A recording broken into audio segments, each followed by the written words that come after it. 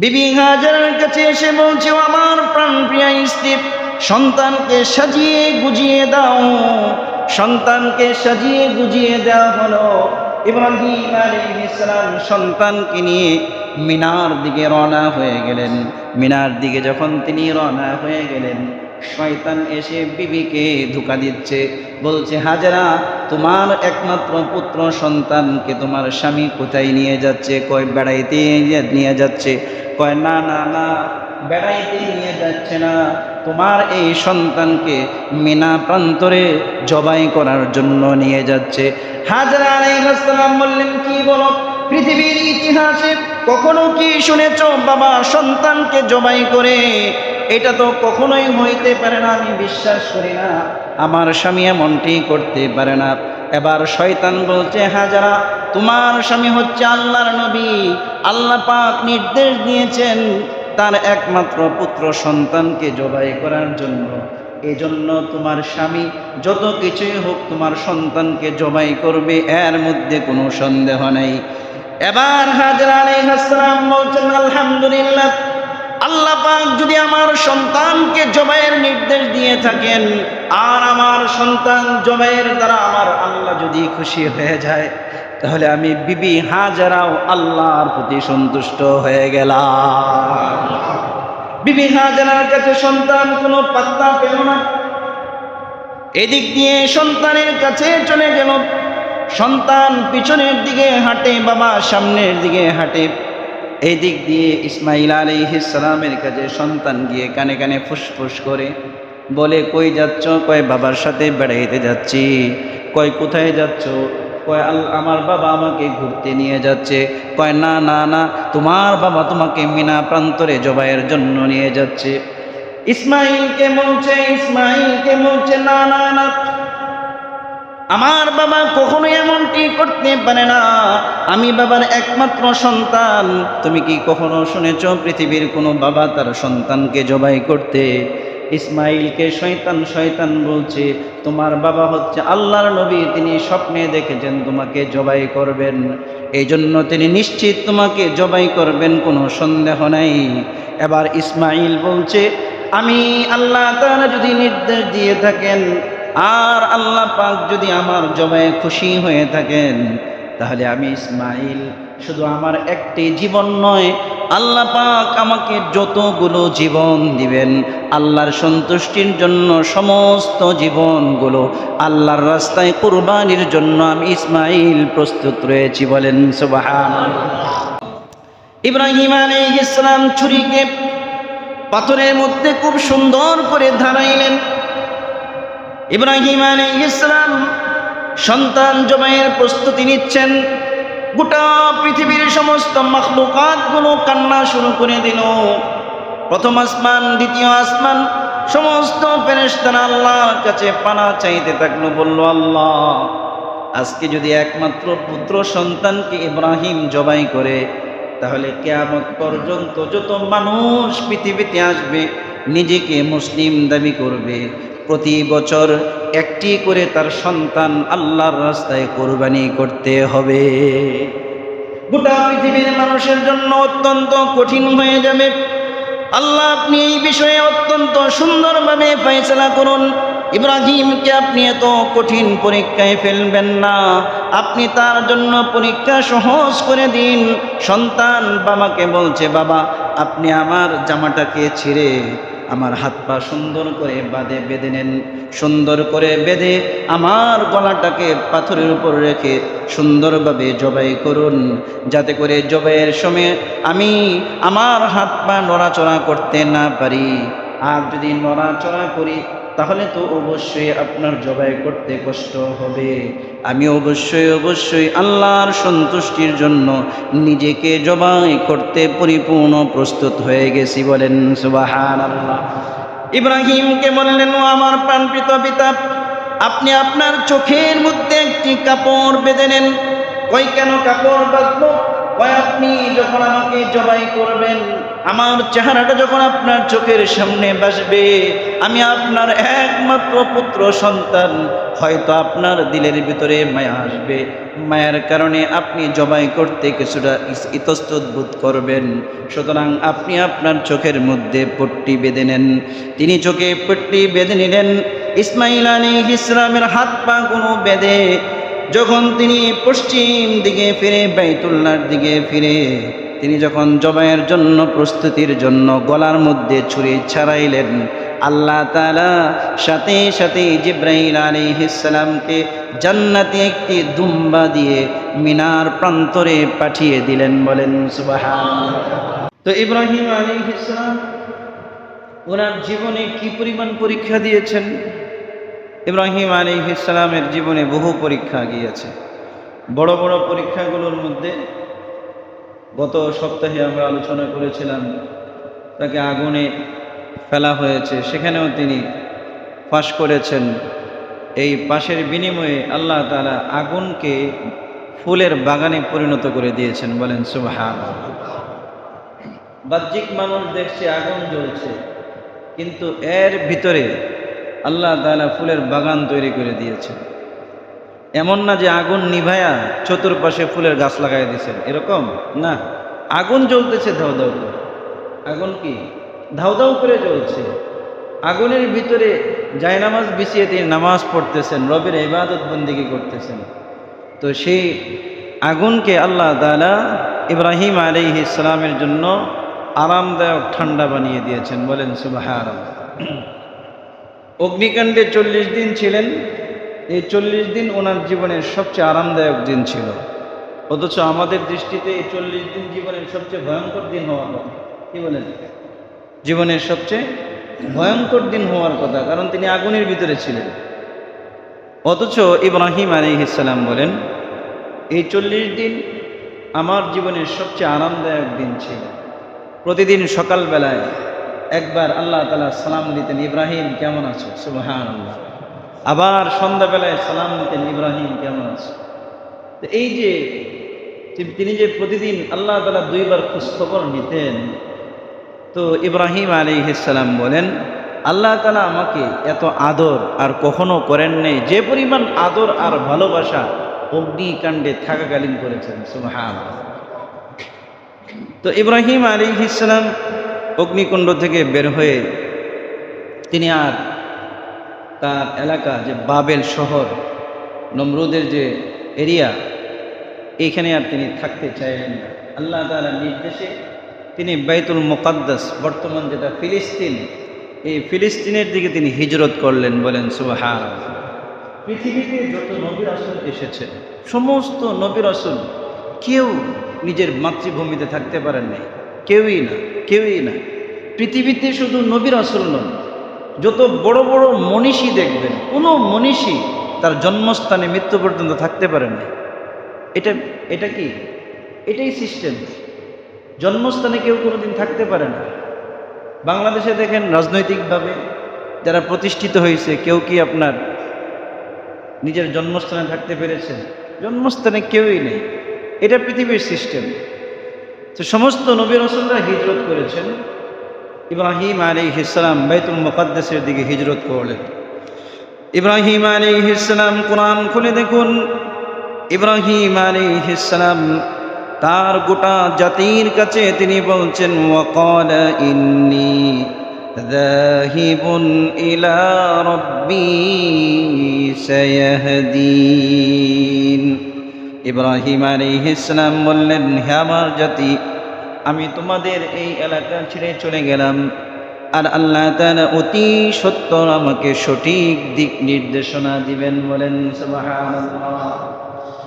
ইব্রাহিম আলাইহিস সালাম গোটা বিশ্বের মধ্যে মাত্র 3 জন মুসলমান।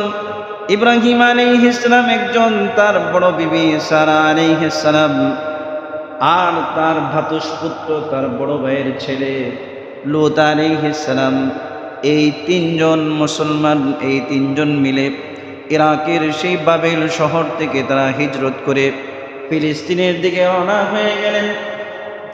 ফিলিস্তিনের যাওয়ার পথে বিশাল বড় ঘটনা ঘটল, যে ঘটনার মাধ্যমে তিনি হাজরা আলাইহিস সালামকে পাইলেন। ইব্রাহিম আলাইহিস সালাম আল্লাহর কাছে বারবার দোয়া করতেছিলেন, রব্বি হাবলি মিনাস সালিহিন, ইয়া আল্লাহ আপনি আমাকে একজন নেককার পুত্র সন্তান দান করুন। কেন তিনি নেককার পুত্র সন্তান চাইলেন? আমরা তো পুত্র সন্তান চাই, আল্লাহ আপনি আমাকে পুত্র সন্তান দান করুন। এই যে কোটি কোটি টাকার বাড়ি গাড়ি রেখে যাচ্ছি, কে খাবে?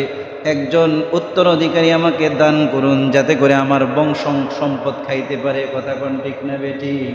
কিন্তু ইব্রাহিম আলাইহিস সালাম আল্লাহর কাছে বললেন, আল্লাহ আমার মৃত্যুর পরে আপনার এই দিনের কাজ কে করবে? আপনার এই কালিমার দাওয়াত মানুষের দ্বারে দ্বারে বারে বারে কে পৌঁছাবে? আপনি যদি আমাকে একজন সন্তান দান করেন, এই সন্তান আপনার দ্বীনের কাজ করবে। বলেন সুবহানাল্লাহ। আমরা আল্লাহর কাছে সন্তান চাই যেন করে আমার সম্পদ ভোগ করতে পারে, কিন্তু নবীরা সন্তান চেয়েছেন যাতে করে তাদের মৃত্যুর পরে তাদের আল্লাহ তাআলার যে নিদর্শনাবলী আছে, আল্লাহ তাআলা তাদেরকে যে কাজ দিয়েছিলেন দাওয়াতের কাজ, এই দাওয়াতের কাজ যেন এই সন্তানরা করতে পারে। এই জন্য তারা আল্লাহ রব্বুল আলামিনের কাছে সন্তান চেয়েছেন। বলেন সুবহানাল্লাহ। ইব্রাহিম আলাইহিস সালাম সন্তান চাইছেন, কিন্তু সন্তান হয় না। দীর্ঘদিন চলে গেল। সারা আলাইহিস সালামের তার ওই মহিলাও বার্ধক্য চলে আসলো। ইব্রাহিম আলাইহিস সালামের চুল দাড়িগুলো সাদা হয়ে গেল, তার বার্ধক্য চলে এসেছে। ইব্রাহিম আলাইহিস সালামের প্রথম বিবি সারা আলাইহিস সালাম বললেন, হে আল্লাহর নবী ইব্রাহিম, আমার গর্ভ থেকে হয়তোবা সন্তান আপনার নাও হতে পারে, কিন্তু আপনি আমার খাদেমা বিবি হাজেরাকে বিয়ে করুন। বিয়ে করে আল্লাহ তাআলা হয়তো বিবি হাজেরার গর্ভে আপনার উত্তরসূরি দান করবেন। বলেন সুবহানাল্লাহ। বিবি হাজেরার গর্ভে তার সাথে যখন বিবাহ হলো, বিবাহ হওয়ার পরে আল্লাহ তাআলা বিবি হাজেরার গর্ভে আল্লাহ তাআলা একজন নেককার পুত্র সন্তানের সুসংবাদ দিলেন। আল্লাহ তাআলা বলেন, ফাবাশশারনাহু বিগুলামিন হালিম। হে নবী ইব্রাহিম, আমি আল্লাহ আপনাকে একজন সহনশীল ধৈর্যশীল পুত্র সন্তানের সুসংবাদ দান করলাম। বলেন সুবহানাল্লাহ। ইব্রাহিম আলাইহিস সালাম ফিলিস্তিনের মধ্যে বসবাস করছেন। সেখানে তিনি তার মানুষদেরকে দ্বীনের দাওয়াত দিচ্ছেন। এমত অবস্থায় বিবি হাজরা গর্ভবতী হয়ে গেছেন। আস্তে আস্তে তিনিও সন্তান প্রসব করলেন। সন্তান প্রসবের পরে 86 বছর বয়সে চুল দাড়ি সব পেকে গেছে, বৃদ্ধ বয়সের লাঠি হিসাবে সন্তান পেলেন। কিন্তু এই সন্তানকে তার বড় বিবি হাজরা, তার বড় বিবি সারা আলাইহিস সালাম সতীনের সন্তানকে কোনোভাবেই সহ্য করতে পারলেন না। কিন্তু বিবি সারা তিনিও আল্লাহ পাকের প্রিয় বান্দী ছিলেন। তিনি যেমনটা চেয়েছেন আল্লাহ পাকও তেমনটা চেয়েছেন। বিবি হাজরা আলাইহিস সালাম চাইতেন, বিবি সারা আলাইহিস সালাম চাইতেন হাজরা এবং তার সন্তান দুজনেই আমার চোখ থেকে দূরে সরে যাক, তাহলে আমার কষ্টটা কিছুটা লাঘব হবে, কিছুটা কমে যাবে। আল্লাহ তাআলাও সাথে সাথে জিবরাইল আলাইহিস সালামের মাধ্যমে আল্লাহর নবী ইব্রাহিমকে নির্দেশ দিলেন, হে নবী ইব্রাহিম, আপনি আপনার দ্বিতীয় বিবি এবং একমাত্র পুত্র সন্তানকে আমার ঘর বাইতুল্লাহর পাশে রেখে আসুন। বলেন সুবহানাল্লাহ। ইব্রাহিম আলাইহিস সালাম 86 বছর বয়সে সন্তান পেলেন। এই সন্তান তার সবচেয়ে বড় কলিজার টুকরা ছিল। এই সন্তানকে এক মুহূর্তের জন্য তিনি চোখ থেকে আড়াল করতেন না।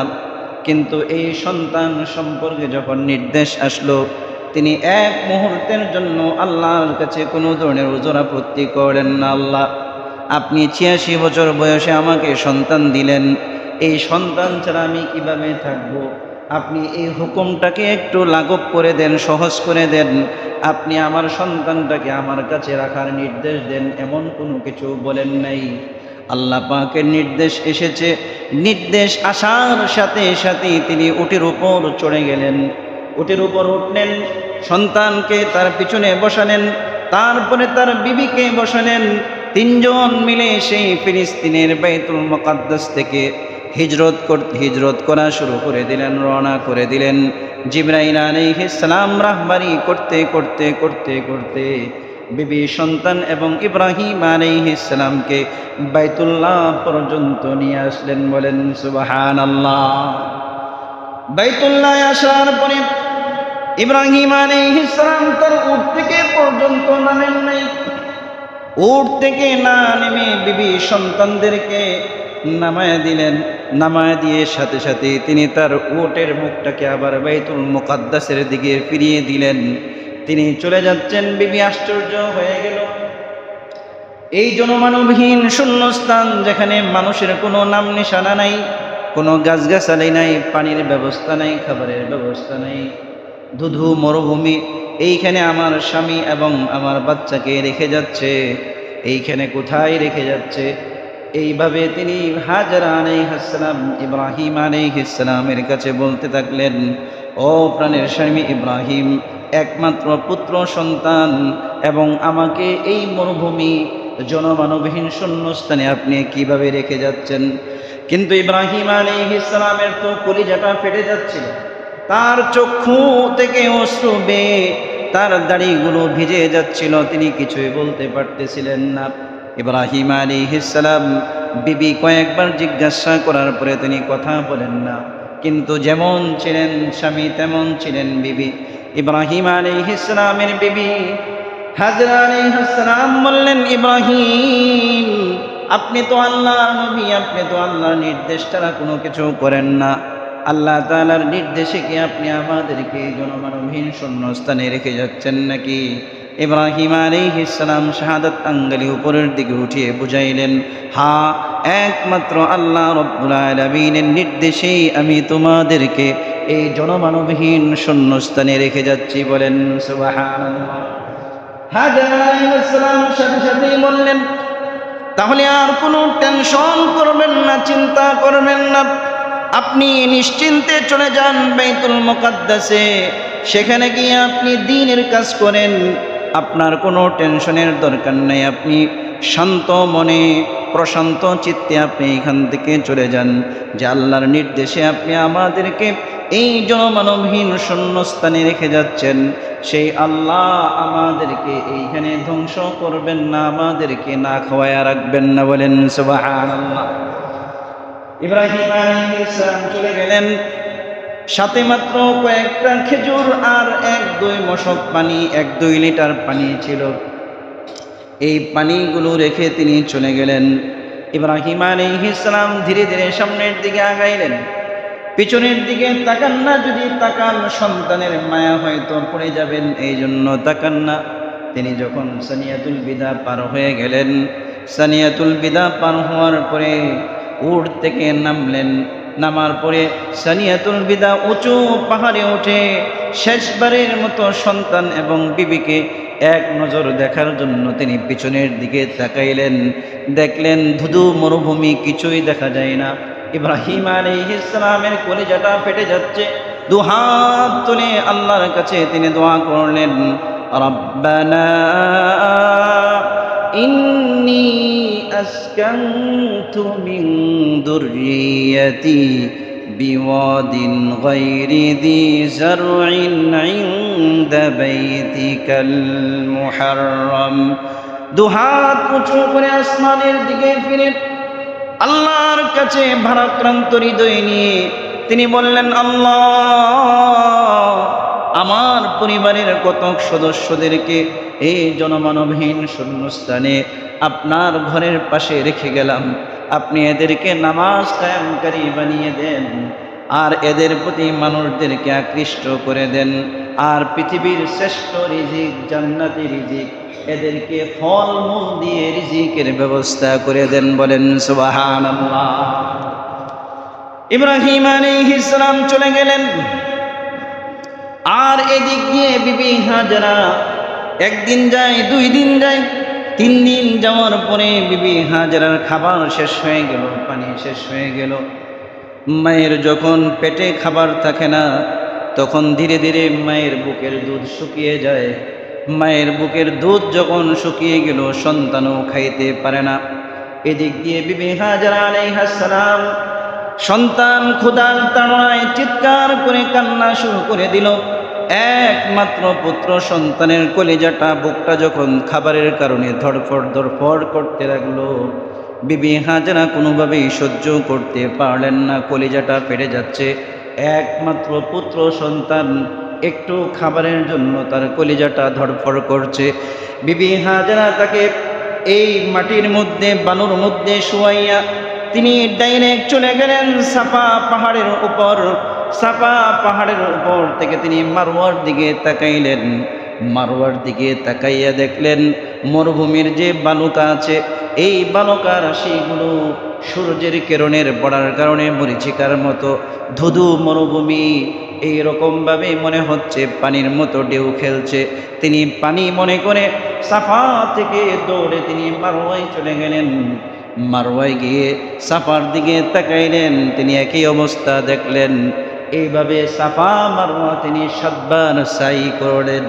7 বার সাই করার পরে আল্লাহ রাব্বুল আলামিন এই সাফা মারওয়া সাই এত পছন্দ করলেন, কিয়ামত পর্যন্ত যত মানুষ হজ করবে, যত মানুষ উমরা করবে, সাফা মারওয়া সাই ব্যতীত কোনো ব্যক্তির হজ উমরা কবুল হবে না। বলেন সুবহানাল্লাহ। সমস্ত উমরাকারী হাজী সাহেবদের জন্য সাফা মারওয়া সাইকে তিনি ওয়াজিব করে দিলেন। প্রত্যেক হাজী, প্রত্যেক উমরাকারী সাফা মারওয়া সাই করা ব্যতীত তাদের উমরা পূর্ণ হবে না, তাদের হজও পূর্ণ হবে না। এই জন্য আল্লাহ রাব্বুল আলামিন বিবি হাজেরার এই সাই, এই দৌড়া দৌড়িকে এত পছন্দ করেছেন, কিয়ামত পর্যন্ত সমস্ত হাজীদের জন্য সাফা মারওয়া সাইকে তিনি ওয়াজিব করে দিয়েছেন। বলেন সুবহানাল্লাহ। বিবি হাজেরা দৌড়াইলেন, পানির কোনো সন্ধান পেলেন না। দৌড়ে তিনি আবার বাইতুল্লাহর পাদদেশে তিনি দৌড়ে আসলেন। যারা হজে গিয়েছেন দেখেছেন মুলতাজাম থেকে ডাইন দিকে সাফা মারওয়া, এই মুলতাজামের সামনে তিনি তার সন্তানটাকে শুয়াইয়া রাখলেন। দৌড়ে আবার আসলেন যেখানে জমজম কূপ বর্তমানে আছে, এইখানে সন্তানটা ছিল। এসে দেখলেন এই যে ইব্রাহিম আলাইহিস সালামের পুত্র ইসমাইল, তিনি কান্না করতেছিলেন। কান্নার কারণে সন্তানরা কিন্তু তাদের যে পায়ের গোড়ালি আছে, এই পায়ের গোড়ালি দিয়ে মাটির মধ্যে, বিছানার মধ্যে কান্নার কারণে আঘাত করতে থাকে। ইসমাইল আলাইহিস সালাম যখন এইভাবে আঘাত করতেছিলেন, বিবি হাজেরা এসে দেখলেন তার পায়ের গোড়ালির নিচ থেকে আল্লাহ রাব্বুল আলামিন পানির ফোয়ারা, পানির ঝর্ণার ব্যবস্থা করে দিলেন। পায়ের গোড়ালি থেকে যখন পানির ঝর্ণা প্রবাহিত হচ্ছে, বিবি হাজেরা বালু দিয়ে চতুর্পাশে বাঁধ দিলেন, উঁচু করলেন। একটু পানি যখন জমা হলো, জমা হওয়ার পরে পানি যখন উপচে পড়া অবস্থা হলো, এবার ইব্রাহিম আলাইহিস সালামের বিবি হাজেরা আলাইহিস সালাম বললেন জামজাম। জামজাম মানে থামো থামো, আর পানির দরকার নাই। ইব্রাহিম আলাইহিস সালামের বিবি হাজেরা আলাইহিস সালামের জবান থেকে যে শব্দটি বের হয়েছে, আল্লাহর কাছে এত পছন্দ হয়েছে, এত পছন্দ হয়েছে, এই কূপের নামে তিনি জমজম রেখে দিলেন। বলেন সুবহানাল্লাহ। এবার হাজেরা আলাইহিস সালাম চলে আসলেন, এইখান থেকে তিনি পানি পান করেন, খাবার নাই। আল্লাহ তাআলা গোটা পৃথিবীর যত পানি আছে, সমস্ত পানির একটি বৈশিষ্ট্য, পৃথিবীর যত পানি আছে আপনি যখন পান করবেন আপনার শুধু তৃষ্ণা মিটবে, আপনার ক্ষুধা মিটবে না। কিন্তু আল্লাহ তাআলা জমজমের মধ্যে 2টি বৈশিষ্ট্য রেখেছেন। কোনো ব্যক্তি যদি সারা জীবন শুধু জমজমের পানি পান করে, পৃথিবীর কোনো খাবার যদি সে গ্রহণ না করে, তাহলে এই ব্যক্তির কোনোদিন ক্ষুধা লাগবে না, এই ব্যক্তি কোনোদিন ক্ষুধায় মরবে না। এই জমজমের পানির মাধ্যমেই তার তৃষ্ণা এবং ক্ষুধা উভয় প্রয়োজন আল্লাহ তাআলা মিটিয়ে দিবেন। বলেন সুবহানাল্লাহ। এদিক দিয়ে যখন ইব্রাহিম আলাইহিস সালাম তো দাওয়াতের কাজ করতেছেন, বিবি হাজেরা এই কূপের মধ্যে থাকলেন। কিছুদিনের মধ্যে বনু জুরহুম গোত্রের কিছু মানুষ দেখলো আসমানের মধ্যে চক্রাকারে কিছু কিছু পাখি উঠতেছে। তারা বুঝলো মরুভূমির মধ্যে পাখি চক্রাকারে সেখানেই উঠে যেখানে পানির ব্যবস্থা থাকে। তারা মনে মনে চিন্তা করলো, শত শত বছর ধরে আমরা এই দিক দিয়ে যাই, কোনোদিন পানির কোনো নাম নিশানা পেলাম না, হঠাৎ করে পানির কিভাবে চিহ্ন চলে আসলো। তারা এসে দেখলো একজন মহিলা তার বিবি তার সন্তানকে নিয়ে বসে আছে, আর সেখান থেকে পানি উঠতেছে। বনু জুরহুমের মানুষগুলো বলল, ও আল্লাহর বান্দী, আপনি যদি আমাদেরকে অনুমতি দিন তাহলে আপনার এইখানে আমরা বস্তি গাড়বো, এইখানে বাড়িঘর করে থাকবো। তাদেরকে অনুমতি দেওয়া হলো। এইভাবে ধীরে ধীরে মক্কা নগরী আল্লাহ তাআলা আবাদ করে দিলেন। বলেন সুবহানাল্লাহ। একজন দুইজন এইভাবে আস্তে আস্তে গোটা মক্কা নগরী হয়ে গেল। এদিক দিয়ে ইব্রাহিম আলাইহিস সালাম দ্বীনের কাজ করেন, সন্তান বিবির কোনো খোঁজখবর নাই, আল্লাহ পাকের অনুমতি নাই। অনুমতি ছাড়া তো নবীরা কোনো কিছু করতে পারেন না। ধীরে ধীরে সন্তান বড় হলো। সন্তান যখন বড় হয়েছে, ইব্রাহিম আলাইহিস সালামের আবার বিশাল পরীক্ষার সম্মুখীন হয়ে গেলেন। তৃতীয় নম্বর পরীক্ষা হচ্ছে, ইব্রাহিম আলাইহিস সালাম পরপর 3 দিন স্বপ্নে দেখলেন তিনি তার প্রিয় বস্তুকে আল্লাহর জন্য কুরবানি করছেন, জবাই করছেন। ইব্রাহিম আলাইহিস সালামের তাফসীরের বর্ণনা এসেছে, প্রথম দিন 100 উট কুরবানি করলেন, দ্বিতীয় দিন 1000 উট কুরবানি করলেন, তৃতীয় দিনেও যখন এই রকম স্বপ্নে দেখলেন তিনি ভাবলেন, পৃথিবীতে তো আমার সন্তান ইসমাইলের চেয়ে আপন তো এই পৃথিবীতে আর কেউ নেই। বলেন সুবহানাল্লাহ। একমাত্র পুত্র সন্তানের ব্যাপারে যখন এই নির্দেশ আসলো, ইব্রাহিম আলাইহিস সালাম তিনি স্বপ্নে দেখেছেন। স্বপ্নের বিভিন্ন ব্যাখ্যা করা যায়, এটা জায়েজ আছে, কোনো সমস্যা নেই। কিন্তু ইব্রাহিম আলাইহিস সালাম কোনো ব্যাখ্যা করলেন না, ডাইরেক্ট তিনি উটের উপর চড়লেন। উটের উপর চড়ে তিনি আবার বাইতুল্লাহে চলে আসলেন, বিবি সন্তানের কাছে আসলেন। দীর্ঘদিন পরে বিবির সাথে সাক্ষাৎ হলো। বিবি এটা বলেন নাই, এই যে রেখে গেলেন আর তো কোনো খোঁজখবর নাই, আপনি আবার সন্তানের দাবি কেমনে করেন? কথা কোন ঠিক না বেঠিক? আমাদের অবস্থা যদি এরকম হয়, বিবি সন্তান রেখে যদি 8-9 বছর কোনো খোঁজখবর না থাকে, এই বিবি স্বামীর নামে মামলা করবে, হামলা করবে, অবস্থা খারাপ করে ফেলবে। কথা কোন ঠিক না বেঠিক? বিবি হাজেরা কোনো কিছুই বলেন নাই। বিবি হাজেরার কাছে এসে বলছে, ও আমার প্রাণপ্রিয়া স্ত্রী, সন্তানকে সাজিয়ে গুজিয়ে দাও। সন্তানকে সাজিয়ে গুজিয়ে দেওয়া হলো। ইব্রাহিম আলাইহিস সালাম সন্তানকে নিয়ে মিনার দিকে রওনা হয়ে গেলেন। মিনার দিকে যখন তিনি রওনা হয়ে গেলেন, শয়তান এসে বিবিকে ধোঁকা দিচ্ছে, বলছে, হাজেরা, তোমার একমাত্র পুত্র সন্তানকে তোমার স্বামী কোথায় নিয়ে যাচ্ছে? কয় বেড়াইতে নিয়ে যাচ্ছে। কয় না না না, বেড়াইতে নিয়ে যাচ্ছে না, তোমার এই সন্তানকে মিনা প্রান্তরে জবাই করার জন্য নিয়ে যাচ্ছে। হাজেরা আলাইহিস সালাম বললেন, কি বলো? পৃথিবীর ইতিহাসে কখনো কি শুনেছ বাবা সন্তানকে জবাই করে? এটা তো কখনোই হইতে পারে না, আমি বিশ্বাস করি না, আমার স্বামী এমনটি করতে পারে না। এবার শয়তান বলছে, হাজেরা, তোমার স্বামী হচ্ছে আল্লাহর নবী, আল্লাহ পাক নির্দেশ দিয়েছেন তার একমাত্র পুত্র সন্তানকে জবাই করার জন্য। এজন্য তোমার স্বামী যত কিছুই হোক তোমার সন্তানকে জবাই করবে, এর মধ্যে কোনো সন্দেহ নেই। এবার হাজেরা আলাইহিস সালাম বলছেন, আলহামদুলিল্লাহ, আল্লাহ পাক যদি আমার সন্তানকে জবাইয়ের নির্দেশ দিয়ে থাকেন, আর আমার সন্তান জবাইয়ের দ্বারা আমার আল্লাহ যদি খুশি হয়ে যায়, তাহলে আমি বিবি হাজেরাও আল্লাহর প্রতি সন্তুষ্ট হয়ে গেলাম। বিবি হাজেরার কাছে সন্তান কোনো পাত্তা পেল না। এদিক দিয়ে সন্তানের কাছে চলে গেল। সন্তান পিছনের দিকে হাঁটে, বাবা সামনের দিকে হাঁটে। এই দিক দিয়ে ইসমাইল আলাইহিস সালামের কাছে সন্তান গিয়ে কানে কানে ফুসফুস করে বলে, কই যাচ্ছ? কয় বাবার সাথে বেড়াইতে যাচ্ছি। কয় কোথায় যাচ্ছ? কয় আমার বাবা আমাকে ঘুরতে নিয়ে যাচ্ছে। কয় না না না, তোমার বাবা তোমাকে মিনা প্রান্তরে জবাইয়ের জন্য নিয়ে যাচ্ছে। ইসমাইলকে বলছে না না না, আমার বাবা কখনোই এমনটি করতে পারে না, আমি বাবার একমাত্র সন্তান। তুমি কি কখনো শুনেছ পৃথিবীর কোনো বাবা তার সন্তানকে জবাই করতে? ইসমাইলকে শয়তান বলছে, তোমার বাবা হচ্ছে আল্লাহর নবী, তিনি স্বপ্নে দেখেছেন তোমাকে জবাই করবেন, এই জন্য তিনি নিশ্চিত তোমাকে জবাই করবেন, কোনো সন্দেহ নাই।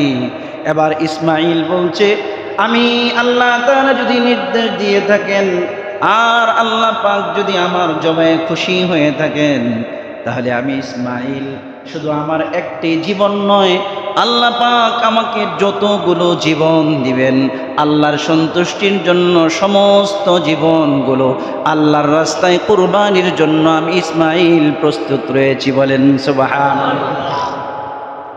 এদিক দিয়ে যখন বিবিকেও কোনো কিছু করতে পারলো না, সন্তানকেও ধোঁকা দিতে পারলো না, হাদিস শরীফের মধ্যে এসেছে শয়তান ইব্রাহিম আলাইহিস সালামের সামনে গিয়ে এইভাবে দাঁড়িয়েছে, বলছে, ইব্রাহিম আমি তোমার সন্তানকে জবাই করতে দিব না। কই তুই কে? আমি হচ্ছি শয়তান।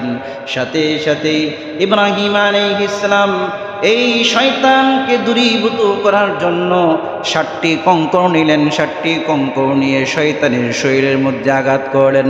শয়তান সামনের দিকে চলে গেল, আবার সামনে বাধা দিল, আবার 7টি কঙ্কর নিয়ে নিক্ষেপ করলেন, আবার সামনের দিয়ে গিয়ে আবার বাধা দিল, আবার 7টি কঙ্কর নিক্ষেপ করলেন। আল্লাহর কাছে এই জামরা, আল্লাহর কাছে এই জামরাগুলো, এই কঙ্কর মারাটাকে এত পছন্দ হয়েছে, কিয়ামত পর্যন্ত যত হাজী সাহেবগণ হজ করতে যাবে আল্লাহ রব্বুল আলামিন সমস্ত হাজীদের জন্য জামরা মারাটাকে, পাথর নিক্ষেপ করাটাকে ওয়াজিব করে দিয়েছে। জোরে বলেন না সুবহানাল্লাহ। ইব্রাহিম আলাইহিস সালাম তিনি মিনা প্রান্তরে চলে গেলেন। ইয়াউমুন নাহারে, জিলহজ মাসের 10 তারিখ সকালবেলায় সন্তান কিনে যখন মিনা প্রান্তরে উপস্থিত হয়ে গেলেন, ইব্রাহিম আলাইহিস সালাম চাইলেন সন্তানকে জোর করে জবাই না করে সন্তানকে একটু পরীক্ষা করে দেখি, আমি যেমন আল্লাহর নির্দেশের জন্য সদা সর্বদা প্রস্তুত, আমার সন্তানও কি সদা সর্বদা প্রস্তুত কিনা। ইব্রাহিম আলাইহিস সালাম সন্তানের কাছে জানতে চাইলেন, বললেন, হে আমার সন্তান, ইয়া বুনাইয়া ইন্নী আরা ফিল মানামি আন্নী আযবাহুকা ফানজুর মাযা তারা। ইব্রাহিম আলাইহিস সালাম বললেন, হে আমার প্রাণপ্রিয় পুত্র, হে আমার প্রাণপ্রিয় পুত্র, আমি তো স্বপ্নে দেখছি তোমাকে জবাই করতেছি, তোমার এই ব্যাপারে মতামত কি, তোমার খেয়াল কি? সাথে সাথে ইব্রাহিম আলাইহিস সালামের মতামত চাওয়ায় ইসমাঈল আলাইহিস সালাম বললেন, ইয়া আবাতি ফাআল মা তুমার। হে আমার সম্মানিত পিতা, আপনি যে বিষয়ে আদিষ্ট হয়েছেন আপনি সাথে সাথে সেই আদেশ পালন করুন, আমি জবাইয়ের জন্য প্রস্তুত রয়েছি। বলেন সুবহানাল্লাহ। দূরে বলেন না সুবহানাল্লাহ। ইব্রাহিম আলাইহিস সালাম ছুরিকে পাথরের মধ্যে খুব সুন্দর করে ধারাইলেন। ইব্রাহিম আলাইহিস সালাম সন্তান জবাইয়ের প্রস্তুতি নিচ্ছেন। গোটা পৃথিবীর সমস্ত মাখলুকাতগুলো কান্না শুরু করে দিল। প্রথম আসমান, দ্বিতীয় আসমান, সমস্ত ফেরেশতারা আল্লাহর কাছে পানা চাইতে থাকলো। বলল, আল্লাহ, আজকে যদি একমাত্র পুত্র সন্তানকে ইব্রাহিম জবাই করে, তাহলে কিয়ামত পর্যন্ত যত মানুষ পৃথিবীতে আসবে নিজেকে মুসলিম দাবি করবে, প্রতি বছর একটি করে তার সন্তান আল্লাহর রাস্তায় কোরবানি করতে হবে। গোটা পৃথিবীর মানুষের জন্য অত্যন্ত কঠিন হয়ে যাবে। আল্লাহ, আপনি এই বিষয়ে অত্যন্ত সুন্দরভাবে ফয়সালা করুন। ইব্রাহিমকে আপনি এত কঠিন পরীক্ষায় ফেলবেন না, আপনি তার জন্য পরীক্ষা সহজ করে দিন।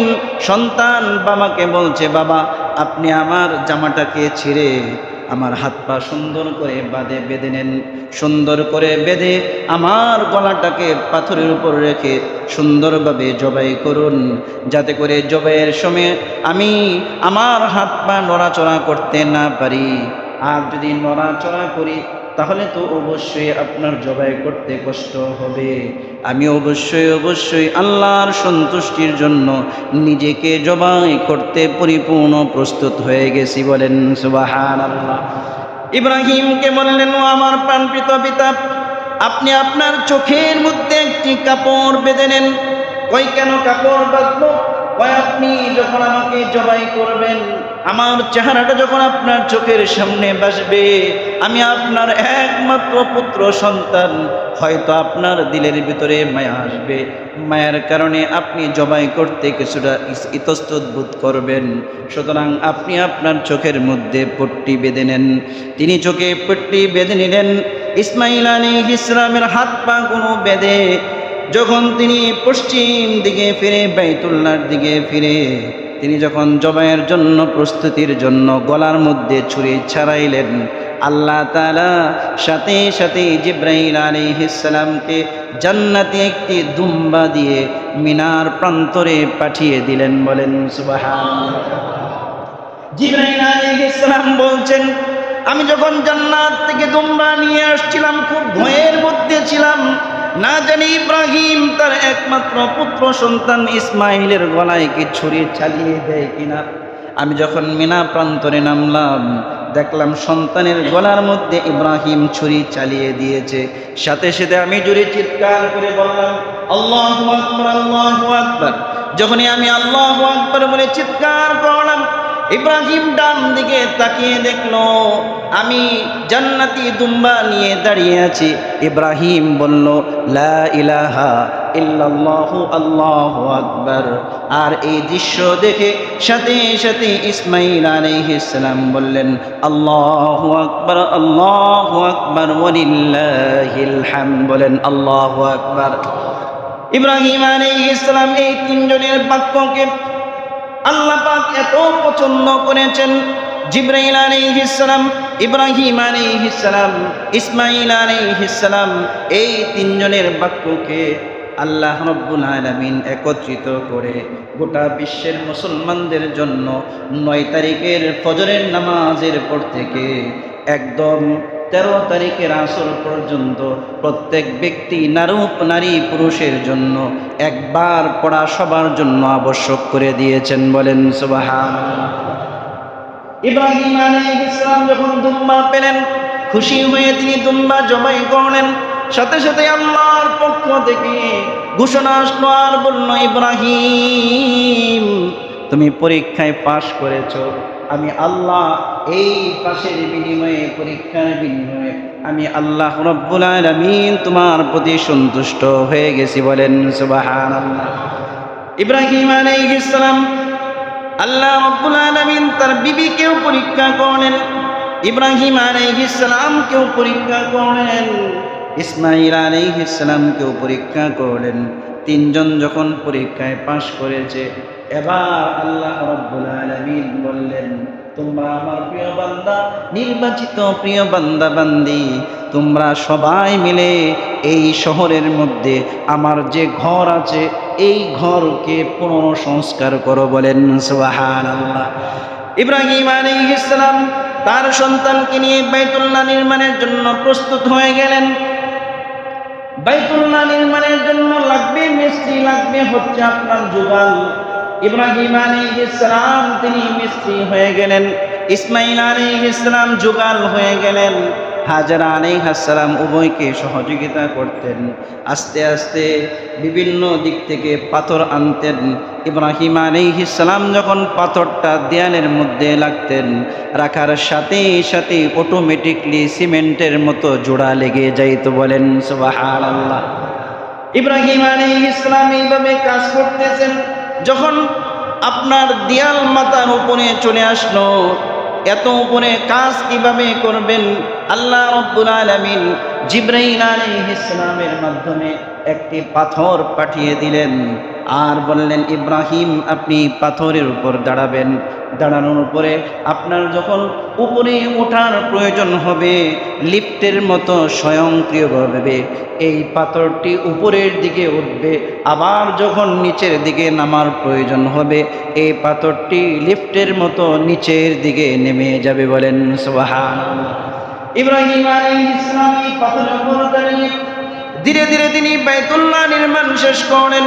আল্লাহ পাক এই পাথরটিকে কিয়ামত পর্যন্ত সমস্ত মানুষের জন্য নিদর্শন হিসাবে সেটাকে মাকামে ইব্রাহিমের মধ্যে রেখে দিলেন, যেখানে ইব্রাহিম আলাইহিস সালামের পায়ের ছাপগুলো পাথরের মধ্যে এখনো রয়ে গেছে। বলেন সুবহানাল্লাহ।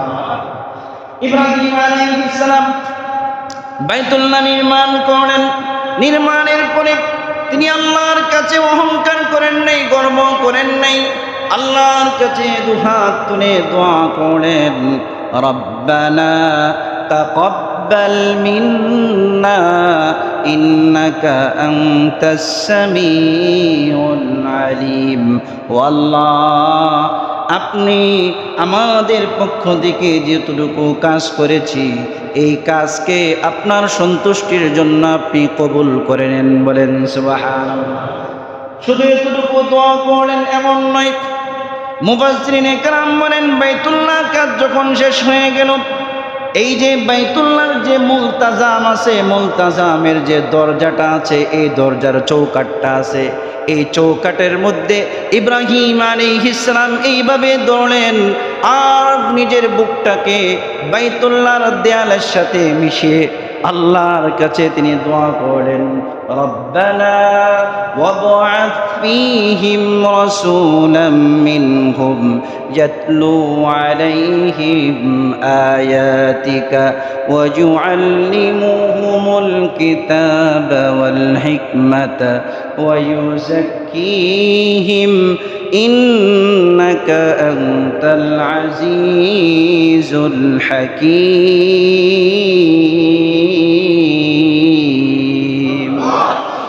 ইব্রাহিম আলাইহিস সালাম শেষ নবীর জন্য দোয়া করলেন, আল্লাহ আপনি যে বলেছেন সর্বশ্রেষ্ঠ একজন নবী আসবে যার নাম হবে মুহাম্মদ, যিনি সর্বশ্রেষ্ঠ নবী, আখির নবী। ও আল্লাহ, আপনার ঘর আমি তো নির্মাণ করেছি, আপনার ঘরের দরজার চৌকাঠের মধ্যে আমি একদম ফকিরের বেশে চৌকাঠের মধ্যে ধরে আপনার ঘরের মধ্যে বুকটাকে লাগিয়ে দোয়া করলাম, ও আল্লাহ আপনি আমার বংশে সর্বশ্রেষ্ঠ নবীকে প্রেরণ করুন। সাথে সাথে আল্লাহ তাআলা বললেন, অবশ্যই অবশ্যই আমি তোমার বংশে এবং আমার পরীক্ষিত বান্দা ইসমাইলের বংশে আমি আমার প্রিয় হাবিব জনাবে মুহাম্মদুর রাসূলুল্লাহ সাল্লাল্লাহু আলাইহি ওয়াসাল্লামকে প্রেরণ করব। বলেন সুবহানাল্লাহ। ইব্রাহিম আলাইহিস সালাম দোয়া করলেন, আল্লাহ তাআলা দোয়া কবুলও করলেন। বলেন সুবহানাল্লাহ। বাইতুল্লাহর কাজ শেষ, দোয়া করলেন। দোয়ার পরে এবার ইব্রাহিম আলাইহিস সালামকে আল্লাহ তাআলা বললেন, ইব্রাহিম সব পরীক্ষায় তুমি পাস, ইন্নী জাইলুকা লিন-নাসি ইমামা, এখন আমি তোমাকে কিয়ামত পর্যন্ত সমস্ত মানব জাতির জন্য আমি তোমাকে নেতা নির্বাচন করলাম। বলেন সুবহানাল্লাহ। নেতা হওয়া আর পিসাব হওয়া এত সহজ না, কিন্তু বর্তমানে বাংলাদেশে খুবই সহজ।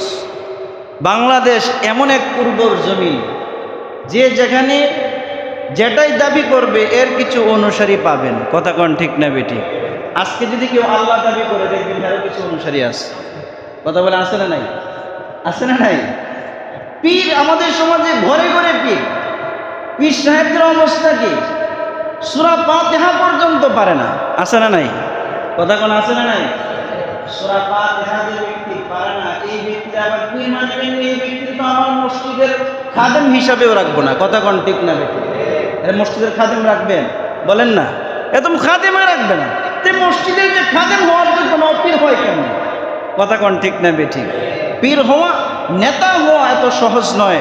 এর জন্য হচ্ছে বহু ত্যাগ তিতিক্ষা, আল্লাহর সামনে নিজেকে পরিপূর্ণ সুপর্দ করে দিতে হয়। কথা কোন ঠিক না বেটি? এবার ইব্রাহিম আলাইহিস সালামকে আল্লাহ বললেন, ইব্রাহিম এই যে ঘর নির্মাণ করেছেন, এখন মানুষদেরকে হজের জন্য ডাক দেন। ইব্রাহিম আলাইহিস সালাম সানিয়াতুল বিদা পাহাড়ের উপর দাঁড়িয়ে গেলেন। দাঁড়িয়ে আল্লাহর কাছে বললেন, আল্লাহ, আমি তো আপনার হুকুমের সামনে সারেন্ডার করলাম, মানব জাতিকে হজ্জে বাইতুল্লাহর জন্য ডাক দিব, কথা তো ঠিক আছে। তৎকালীন সময়ে তো কোনো ইলেকট্রিক মিডিয়া নাই, প্রিন্ট মিডিয়া নাই, রেডিও বেতার কেন্দ্র কোনো কিছুই নাই, কোনো মাইকের সিস্টেম নাই, কোনো কিছুই নাই। এই যে আমি আপনার এই পাহাড়ের ওপর দাঁড়িয়ে যখন বাইতুল্লাহর হজের জন্য ডাক দিব, আমার আওয়াজকে শুনবে।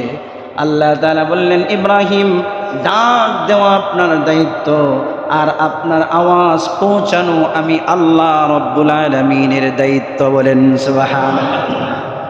এই জন্য আল্লাহ তাআলা বলেন, বান্দার কাজ হচ্ছে চেষ্টা করা, এর পরিপূর্ণতা দেওয়া হচ্ছে আল্লাহ পাকের কাজ। ইব্রাহিম আলাইহিস সালাম ডাক দিলেন। তৎকালীন সময়ে মুফাসসিরিনে কেরাম বলেন, পৃথিবীর আনাচে কানাচে যত মানুষ ছিল, সমস্ত মানুষের কর্ণকুহরে আল্লাহ তাআলা ইব্রাহিম আলাইহিস সালামের এই হজ্জে বাইতুল্লাহর আওয়াজ পৌঁছিয়ে দিয়েছিলেন।